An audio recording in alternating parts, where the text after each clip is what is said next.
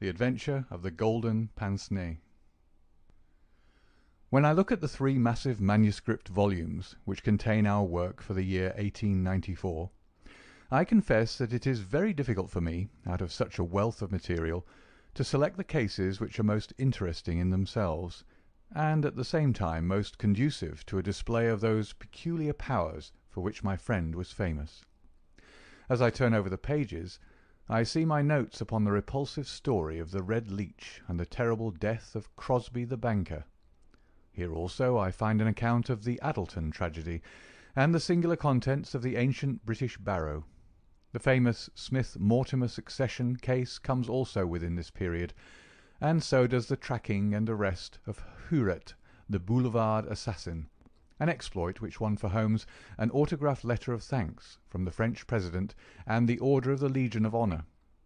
Each of these would furnish a narrative, but on the whole I am of opinion that none of them unites so many singular points of interest as the episode of Yoxley Old Place, which includes not only the lamentable death of young Willoughby Smith, but also those subsequent developments which threw so curious a light upon the causes of the crime.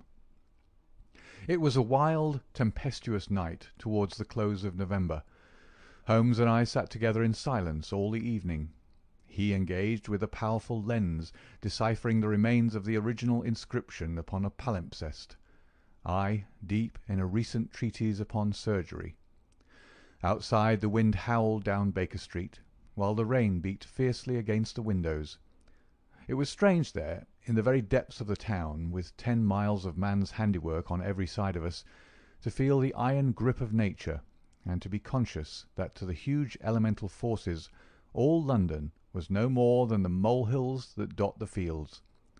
I walked to the window and looked out on the deserted street. The occasional lamps gleamed on the expanse of muddy road and shining pavement.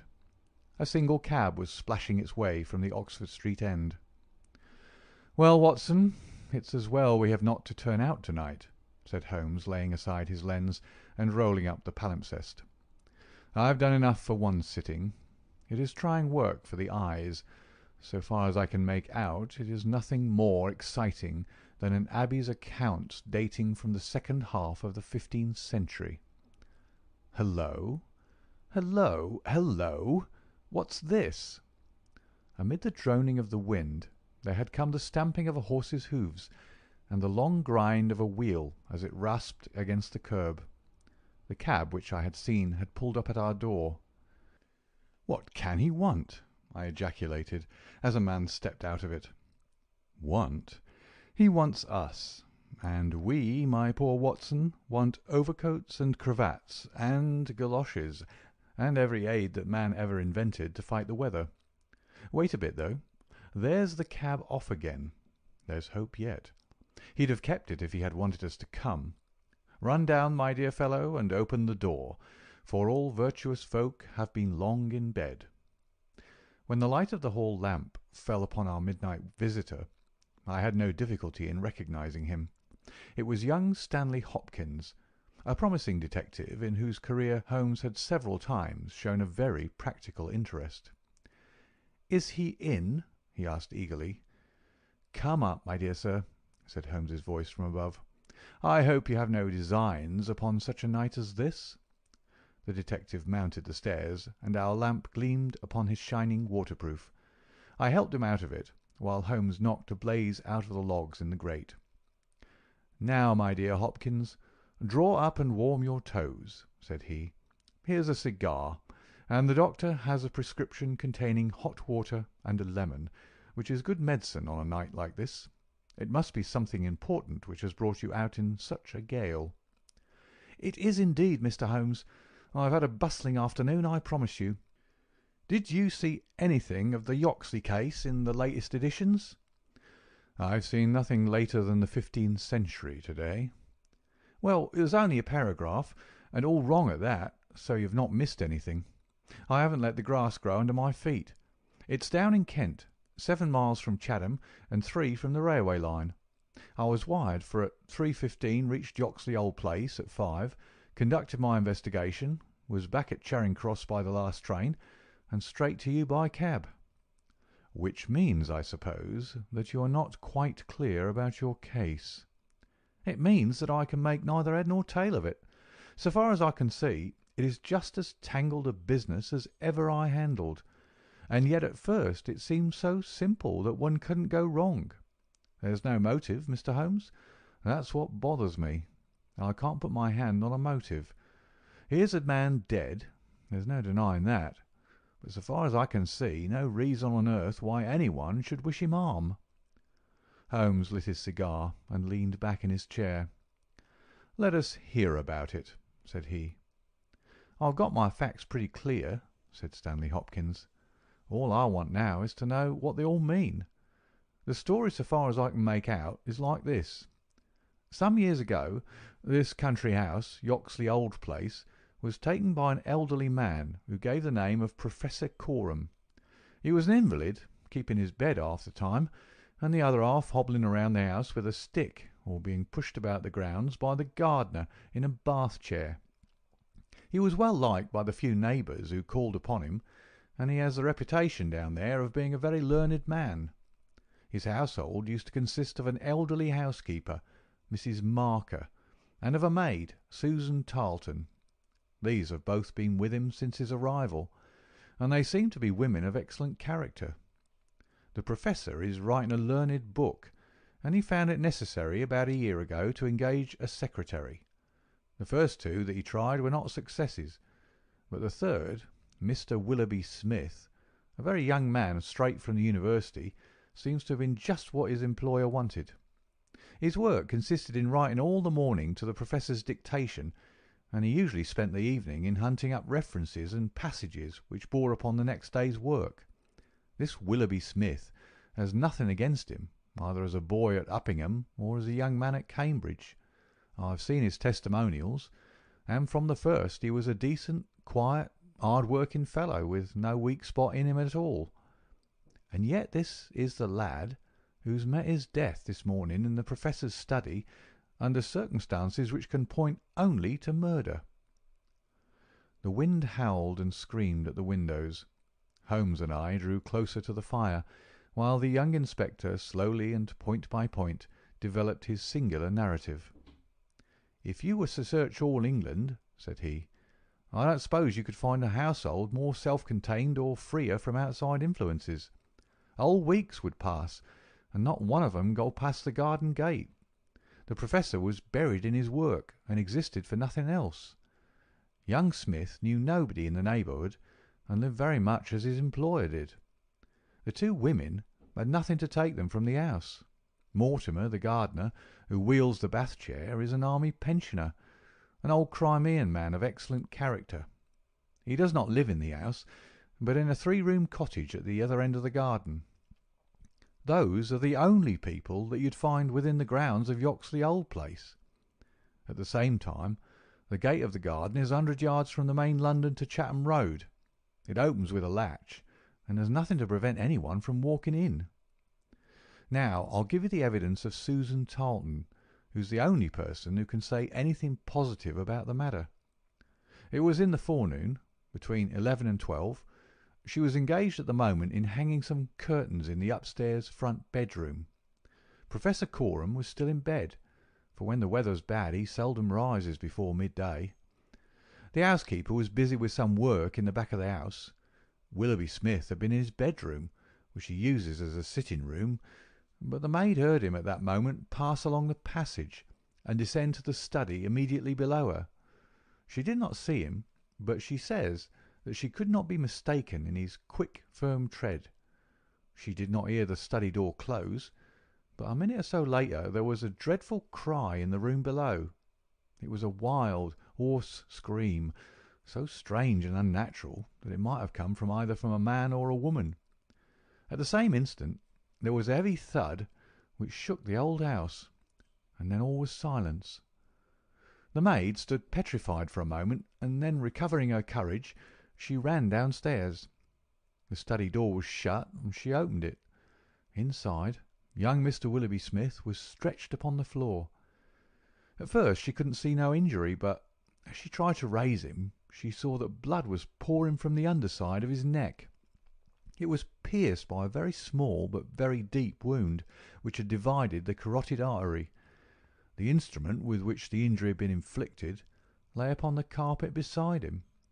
It was one of those small sealing-wax knives to be found on old-fashioned writing tables, with an ivory handle and a stiff blade. It was part of the fittings of the Professor's own desk.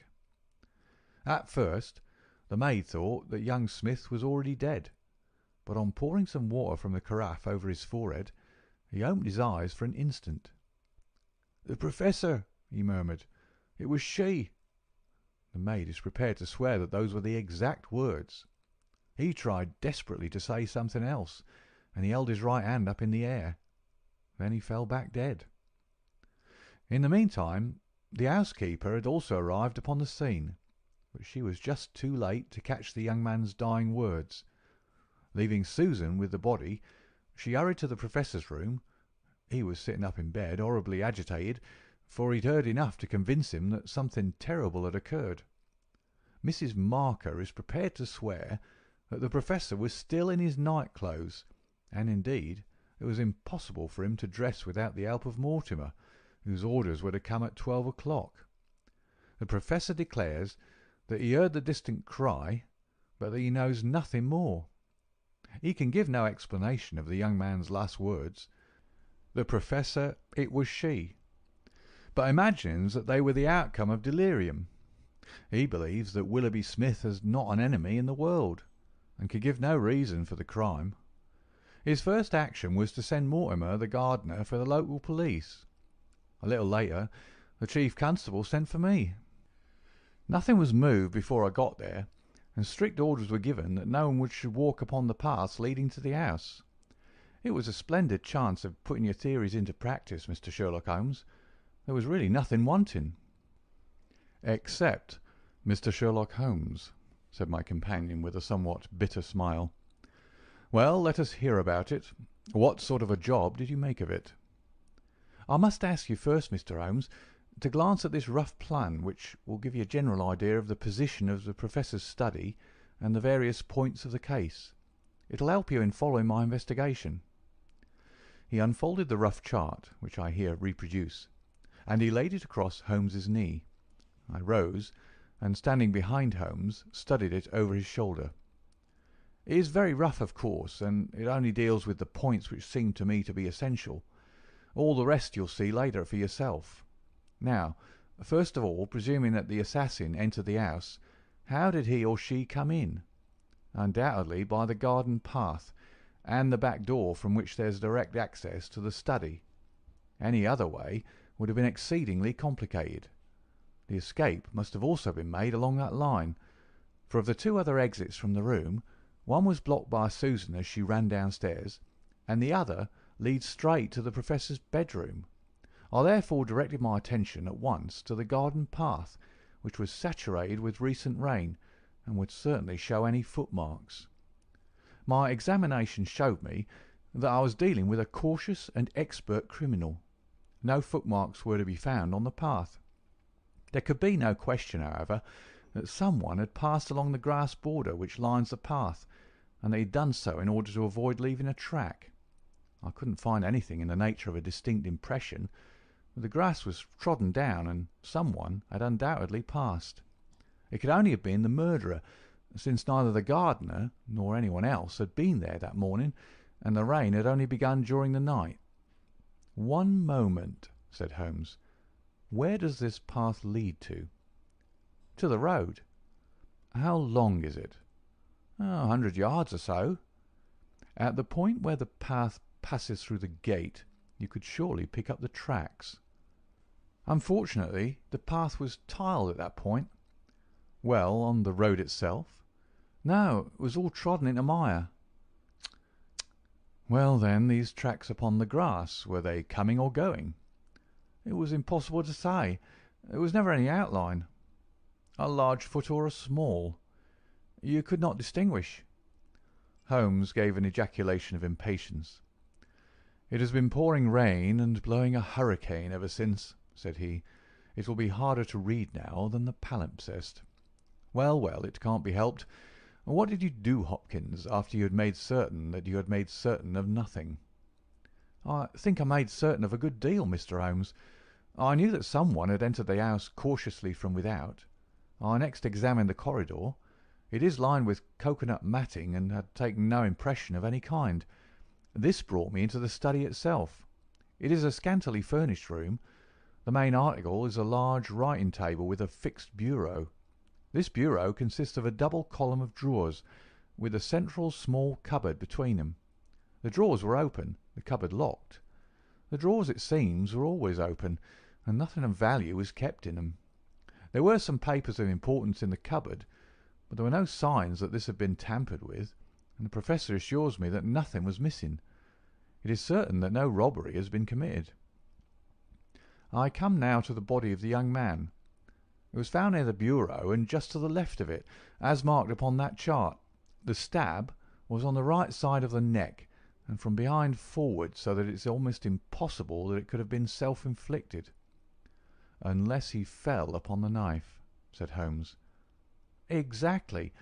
The idea crossed my mind, but we found the knife some feet away from the body, so that seems impossible.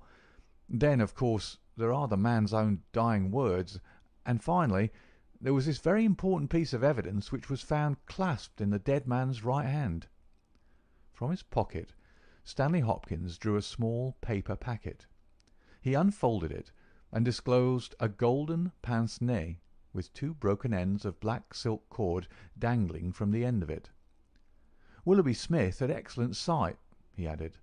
"There can be no question that this was snatched from the face of the person of the assassin." Sherlock Holmes took the glasses into his hand and examined them with the utmost attention and interest. He held them on his nose, endeavoured to read through them, went to the window and stared up the street with them, looked at them most minutely in the full light of the lamp, and finally, with a chuckle, seated himself at the table and wrote a few lines upon a sheet of paper which he tossed across to Stanley Hopkins. "That's the best I can do for you," said he. "It may prove to be of some use." The astonished detective read the note aloud. It ran as follows: "Wanted. A woman of good address, attired like a lady. She has a remarkably thick nose, with eyes which are set close upon either side of it. She has a puckered forehead, a peering expression, and probably rounded shoulders. There are indications that she has had recourse to an optician at least twice during the last few months.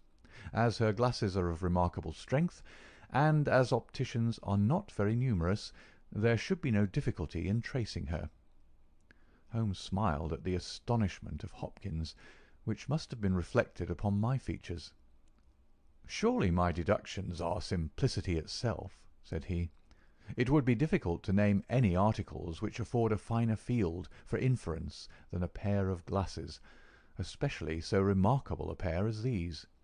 That they belong to a woman I infer from their delicacy, and also, of course, from the last words of the dying man. As to her being a person of refinement and well dressed, they are, as you perceive, handsomely mounted in solid gold, and it is inconceivable that anyone who wore such glasses could be slatternly in other respects. You will find that the clips are too wide for your nose, showing that the lady's nose was very broad at the base. This sort of nose is usually a short and coarse one, but there is a sufficient number of exceptions to prevent me from being dogmatic or from insisting upon this point in my description. My own face is a narrow one, and yet I find that I cannot get my eyes into the centre, nor near the centre of these glasses. Therefore, the lady's eyes are set very near to the sides of the nose. You will perceive, Watson, that the glasses are concave and of unusual strength. A lady whose vision has been so extremely contracted all her life is sure to have the physical characteristics of such vision which are seen in the forehead, the eyelids, and the shoulders."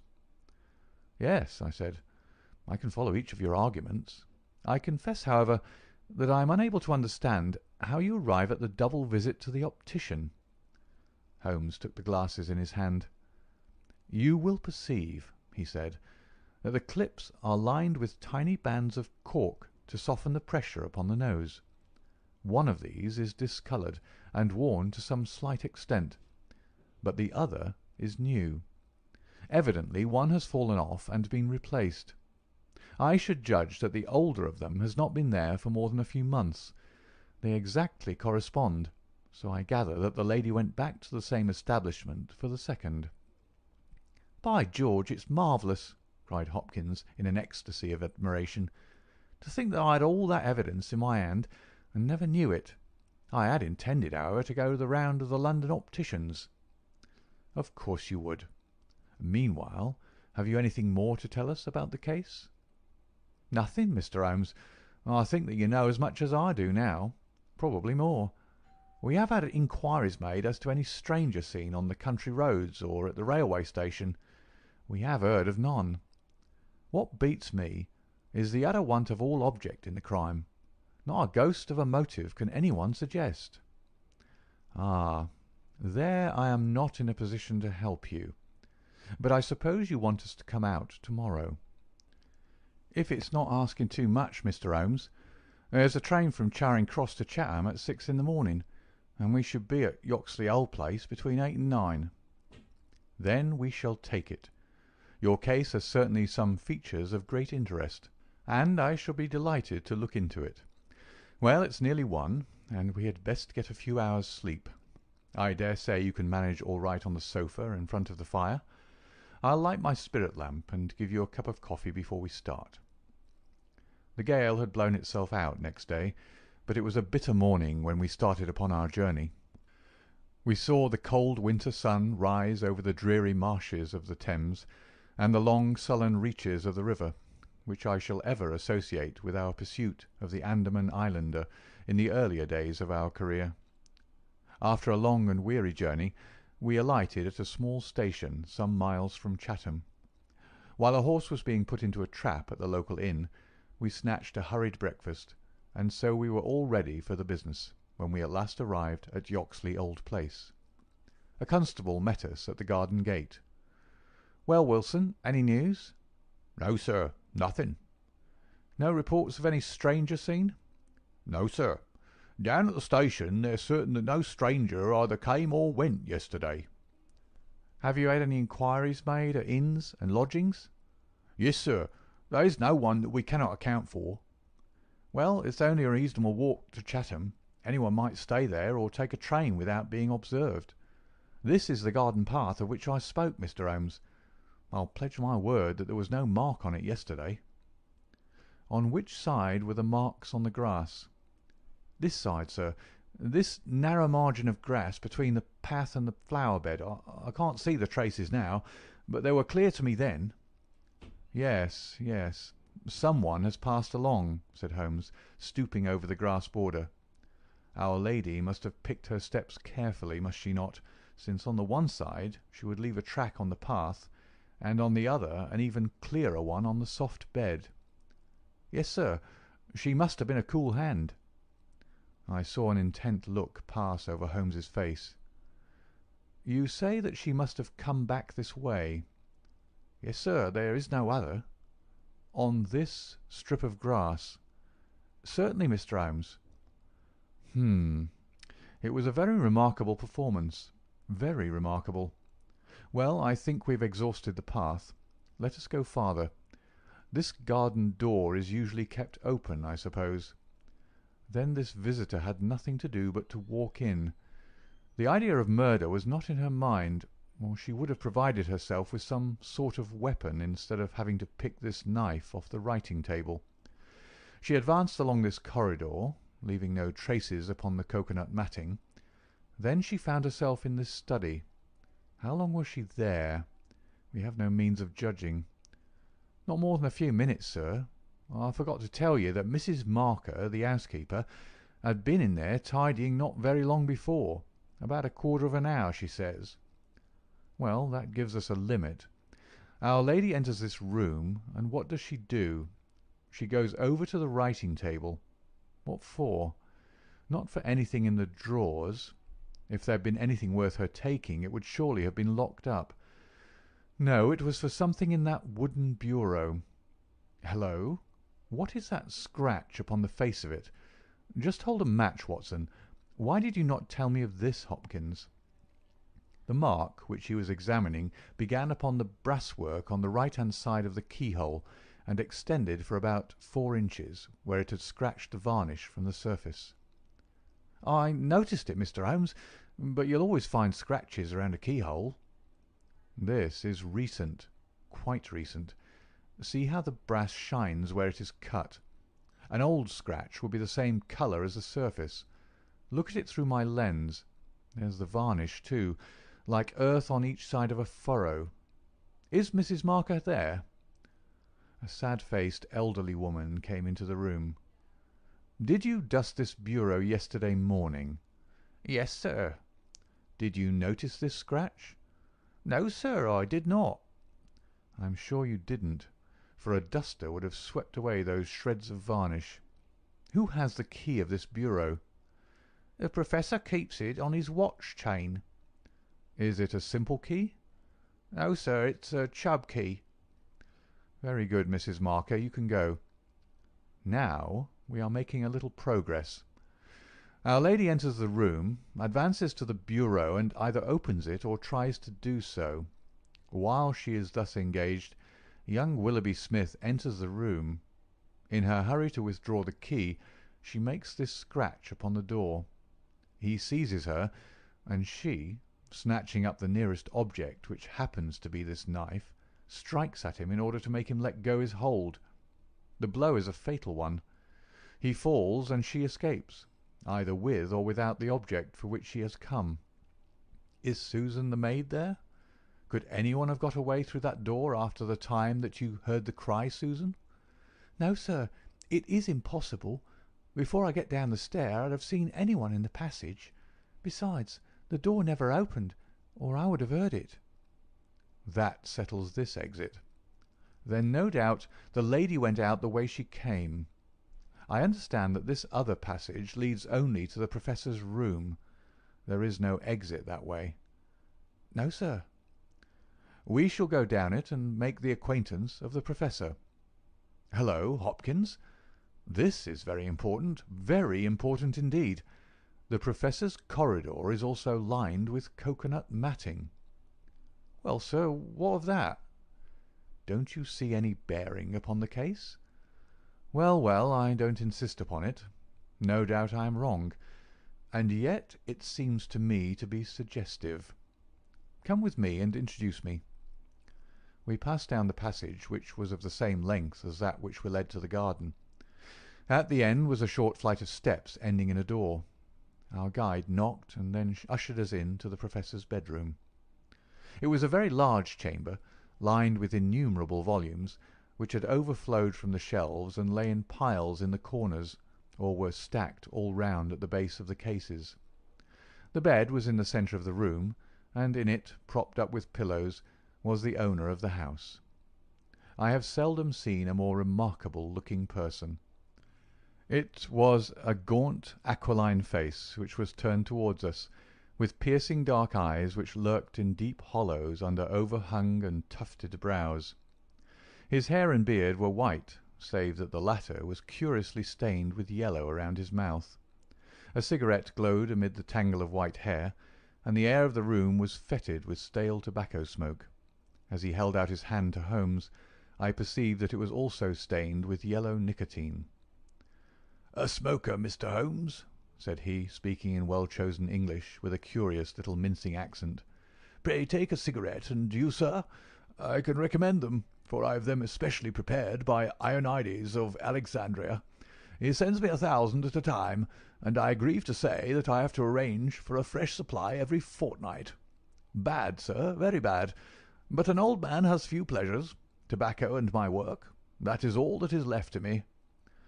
Holmes had lit a cigarette, and was shooting little darting glances all over the room. "Tobacco and my work, but now only tobacco," the old man exclaimed. "Alas, what a fatal interruption! Who could have foreseen such a terrible catastrophe? So estimable a young man! I assure you that after a few months' training he was an admirable assistant. What do you think of the matter, Mr. Holmes?" "I have not yet made up my mind." "I shall indeed be indebted to you if you can throw a light where all is so dark to us. To a poor bookworm and invalid like myself, such a blow is paralyzing. I seem to have lost the faculty of thought. But you are a man of action. You are a man of affairs. It is part of the everyday routine of your life. You can preserve your balance in every emergency. We are fortunate indeed in having you at our side." Holmes was pacing up and down one side of the room whilst the old professor was talking. I observed that he was smoking with extraordinary rapidity. It was evident that he shared our host's liking for the fresh Alexandrian cigarettes. "Yes, sir, it is a crushing blow," said the old man. "That is my magnum opus, the pile of papers on the side table yonder. It is my analysis of the documents found in the Coptic monasteries of Syria and Egypt, a work which will cut deep at the very foundation of revealed religion. With my enfeebled health, I do not know whether I shall ever be able to complete it, now that my assistant has been taken from me. Dear me, Mr. Holmes! Why, you are even a quicker smoker than I am myself." Holmes smiled. "I am a connoisseur," said he, taking another cigarette from the box, his fourth, and lighting it from the stub of that which he had finished. "I will not trouble you with any lengthy cross-examination, Professor Coram, since I gather that you were in bed at the time of the crime, and could know nothing about it. I would only ask this. What do you imagine that this poor fellow meant by his last words? The Professor? It was she." The Professor shook his head. "Susan is a country girl," said he, "and you know the incredible stupidity of that class. I fancy that the poor fellow murmured some incoherent, delirious words, and that she twisted them into this meaningless message." "I see.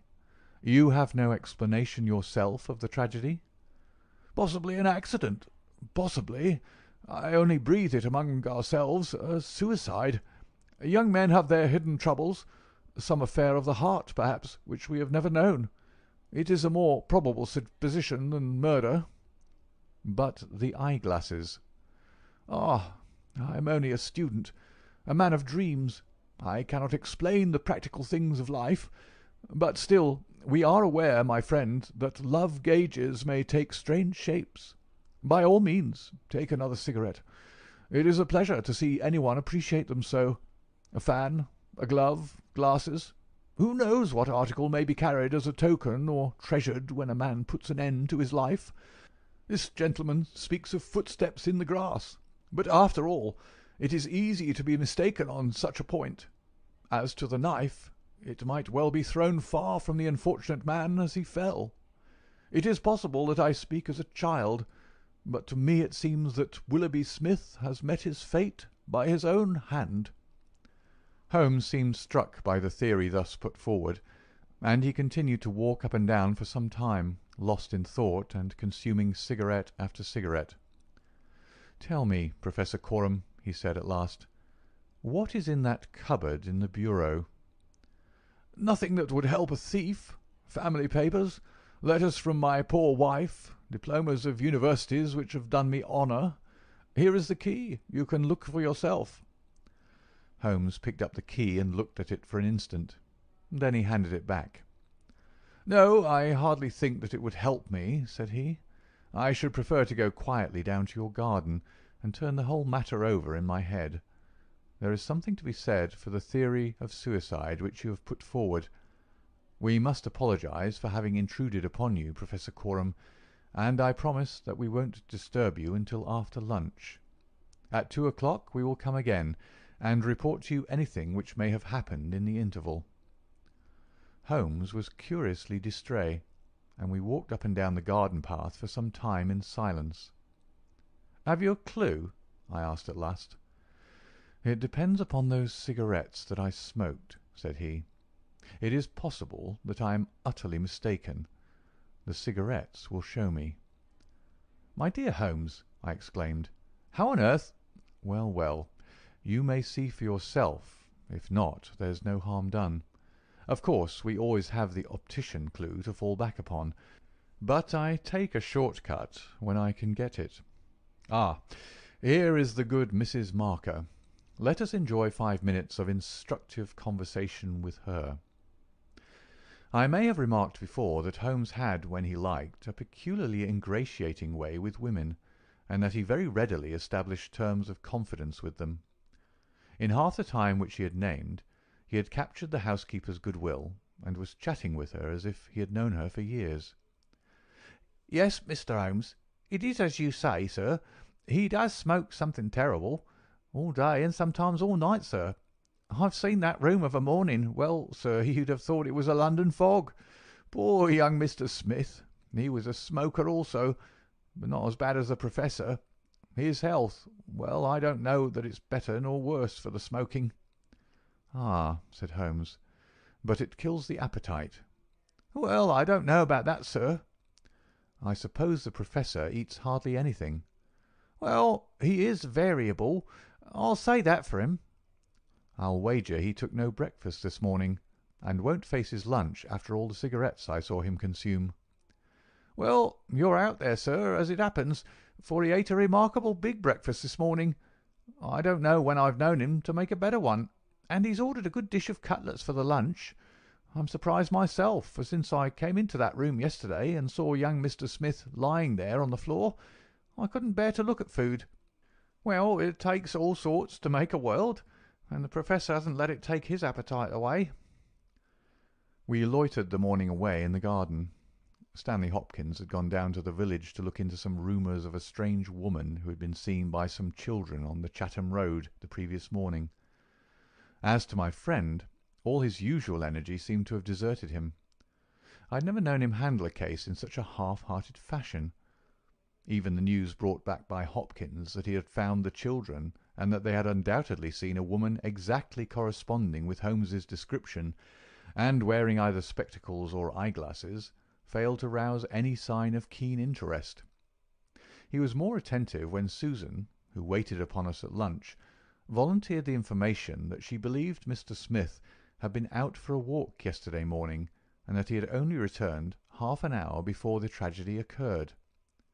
I could not myself see the bearing of this incident, but I clearly perceived that Holmes was weaving it into the general scheme which he had formed in his brain. Suddenly he sprang from his chair and glanced at his watch. 2 o'clock, gentlemen," said he. "We must go up and have it out with our friend the Professor." The old man had just finished his lunch, and certainly his empty dish bore evidence to the good appetite with which his housekeeper had credited him. He was, indeed, a weird figure as he turned his white mane and his glowing eyes towards us. The eternal cigarette smouldered in his mouth. He had been dressed and was seated in an armchair by the fire. "Well, Mr. Holmes, have you solved this mystery yet?" He shoved a large tin of cigarettes which stood on a table beside him towards my companion. Holmes stretched out his hand at the same moment, and between them they tipped the box over the edge. For a minute or two we were all on our knees retrieving stray cigarettes from impossible places. When we rose again, I observed Holmes's eyes were shining and his cheeks tinged with colour.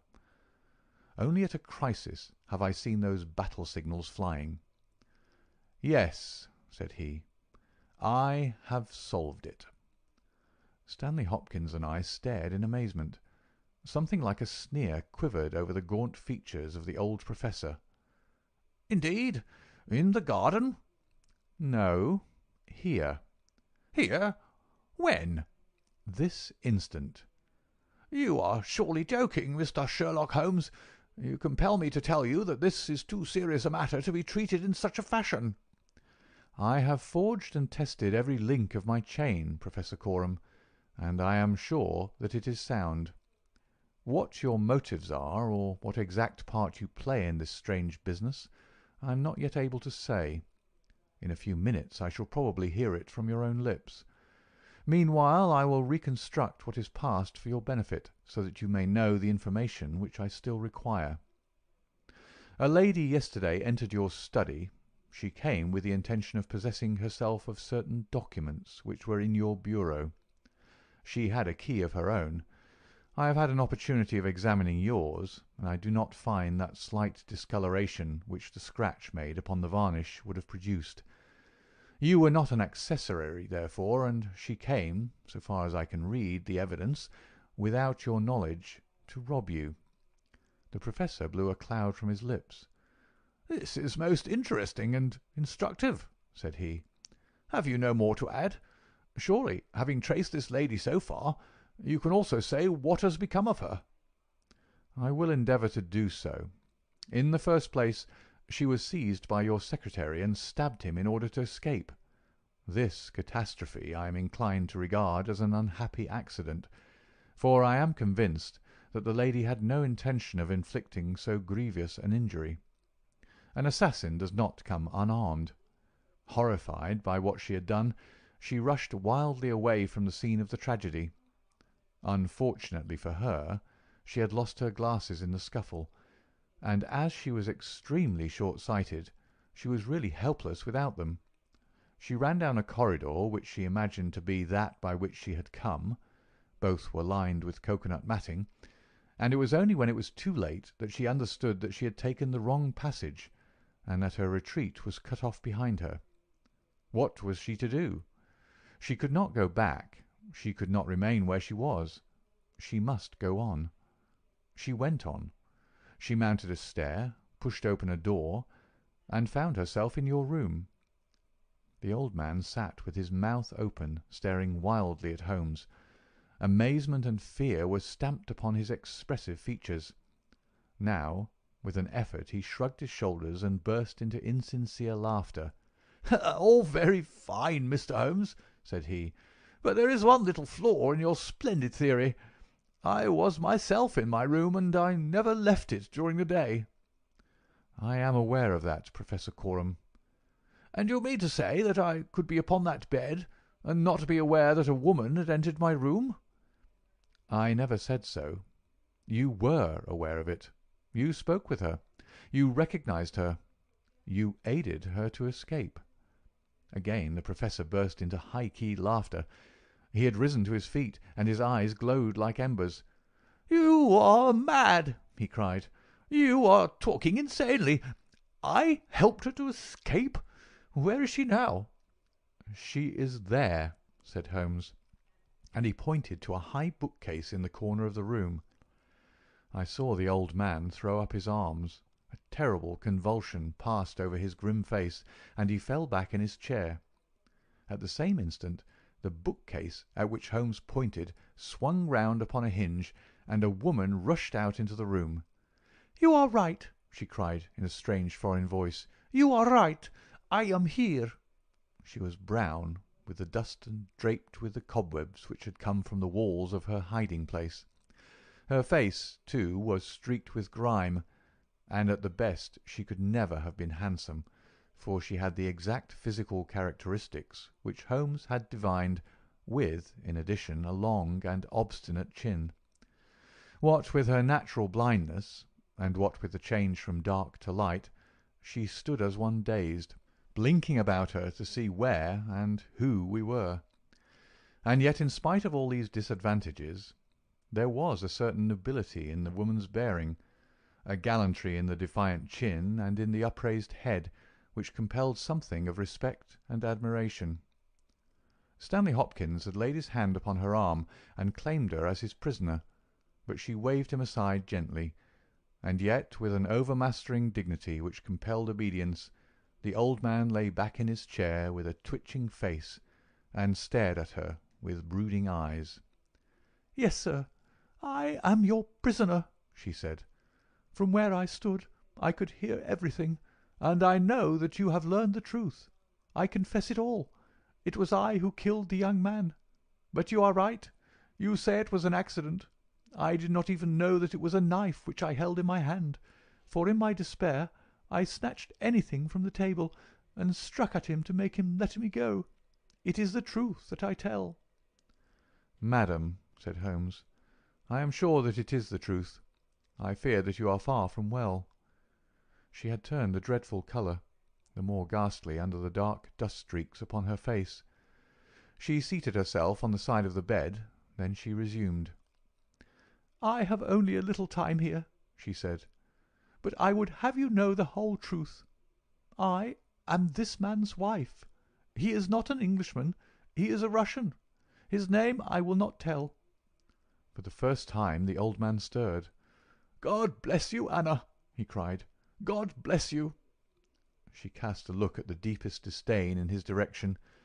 "Why should you cling so hard to that wretched life of yours, Sergius?" said she. "It has done harm to many, and good to none, not even to yourself. However, it is not for me to cause the frail thread to be snapped before God's time. I have enough already upon my soul since I crossed the threshold of this cursed house. But I must speak, or I shall be too late. I have said, gentlemen, that I am this man's wife. He was 50, and I a foolish girl of 20 when we are married. It was in a city of Russia, a university. I will not name the place." "God bless you, Anna," murmured the old man again. "We were reformers, revolutionists, nihilists. You understand. He and I and many more. Then there came a time of trouble. A police officer was killed. Many were arrested. Evidence was wanted, and in order to save his own life and to earn a great reward, my husband betrayed his own wife and his companions. Yes, we were all arrested upon his confession. Some of us found our way to the gallows, and some to Siberia. I was among these last, but my term was not for life. My husband came to England with his ill-gotten gains, and has lived in quiet ever since, knowing well that if the Brotherhood knew where he was, not a week would pass before justice would be done." The old man reached out a trembling hand and helped himself to a cigarette. "I am in your hands, Anna," said he. "You were always good to me." "I have not yet told you the height of his villainy," said she. "Among our comrades of the order there was one who was the friend of my heart. He was noble, unselfish, loving, all that my husband was not. He hated violence. We were all guilty, if that is guilt, but he was not. He wrote forever, dissuading us from such a course. These letters would have saved him. So would my diary, in which from today I had entered both my feelings towards him and the view which each of us had taken. My husband found and kept both diary and letters. He hid them, and he tried hard to swear away the young man's life. In this he failed. But Alexis was sent a convict to Siberia, where now, at this moment, he works in a salt mine. Think of that, you villain, you villain! Now, at this very moment, Alexis, a man whose name you are not worthy to speak, works and lives like a slave. And yet I have your life in my hands, and I let you go." "You were always a noble woman, Anna," said the old man, puffing at his cigarette. She had risen, but she fell back again with a little cry of pain. "I must finish," she said. "When my term was over, I set myself to get the diary and letters which, if sent to the Russian government, would procure my friend's release. I knew that my husband had come to England. After months of searching I discovered where he was. I knew that he still had the diary, for when I was in Siberia I had a letter from him once, reproaching me and quoting some passages from his pages. Yet I was sure that, with his revengeful nature, he would never give it to me of his own free will. I must get it for myself. With this object I engaged an agent from a private detective firm, who entered my husband's house as a secretary. It was your second secretary, Sergius, the one who left you so hurriedly. He found that papers were kept in the cupboard, and he got an impression of the key. He would not go farther. He furnished me with a plan of the house, and he told me that in the forenoon the study was always empty, as the secretary was employed up here. So at last I took my courage in both hands, and I came down to get the papers for myself. I succeeded, but at what a cost! I had just taken the paper, and was locking the cupboard, when the young man seized me. I had seen him already that morning. He had met me on the road, and I had asked him to tell me where Professor Coram lived, not knowing that he was in his employ. Exactly, said Holmes. The secretary came back and told his employer of the woman he had met. Then in his last breath he tried to send a message that it was she, the she whom he had just discussed with him. "You must let me speak," said the woman in an imperative voice, and her face contracted as if in pain. "When he had fallen, I rushed from the room, chose the wrong door, and found myself in my husband's room. He spoke of giving me up. I showed him that if he did so, his life was in my hands. If he gave me to the law, I could give him to the brotherhood. It was not that I wished to live for my own sake, but it was that I desired to accomplish my purpose.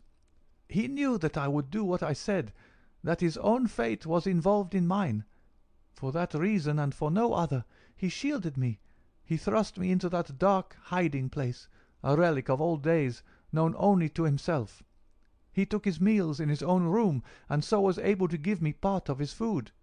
It was agreed that when the police left the house, I should slip away by night and come back no more. But in some way you have read our plans." She tore from the bosom of her dress a small packet. "These are my last words," said she.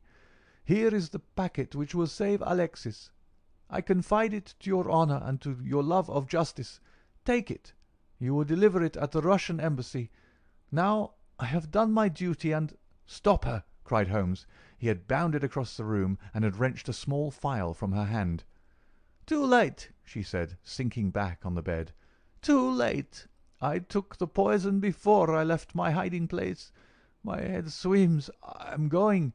I charge you, sir, to remember the packet." A simple case, and yet in some ways an instructive one, Holmes remarked as we travelled back to town. It hinged from the outset upon the Pince-Nez. But for the unfortunate chance of the dying man having seized these, I am not sure that we could have ever reached our solution.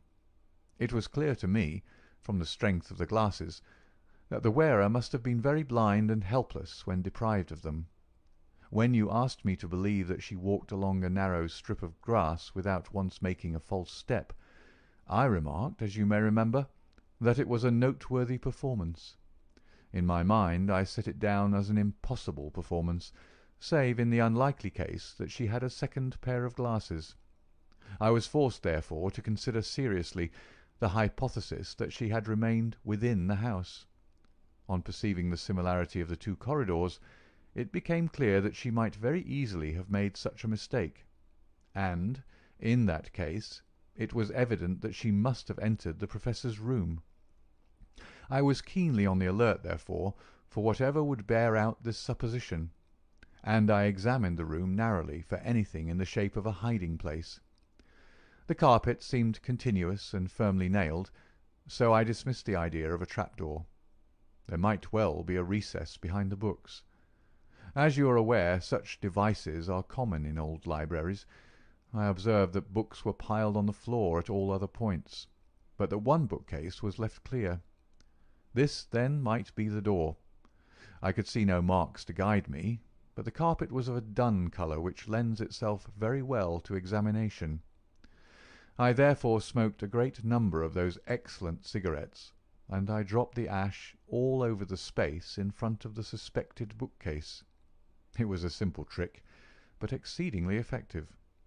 I then went downstairs, and I ascertained in your presence, Watson, without your perceiving the drift of my remarks, that Professor Corum's consumption of food had increased, as one would expect when he is supplying a second person.